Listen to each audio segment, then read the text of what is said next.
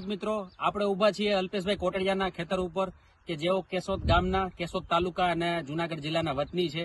વર્ષોથી મગફળીની ખેતી કરે છે. તો આ વખતે અદામા કંપનીની એક નવી ટેકનોલોજી એટલે કે અલ્માગોરનો એમને ઉપયોગ કરેલો છે મગફળીના પાકમાં. તો ચાલો આપણે એમનો મંતવ્ય એમના મુખથી જ સાંભળીએ. અલ્પેશભાઈ નમસ્કાર. નમસ્કાર.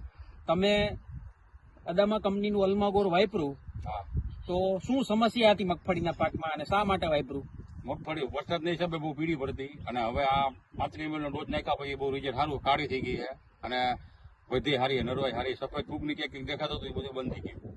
ઓકે, અત્યારે સફેદ ફૂગ દેખાય છે કે અત્યારે કઈ દેખાતી નથી. આ છાંટી દવાને કેટલા દિવસ થયા? 9 દિવસ. 9 દિવસ થયા.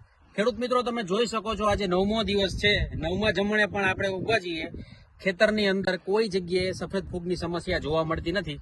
મગફળી એકદમ કાળી ભમર જેવી થઈ ગઈ છે. ખેડૂત મિત્રની ભાષામાં કહીએ તો એકદમ સ્વસ્થ પાક જોવા મળે છે. આભાર ખેડૂત મિત્ર.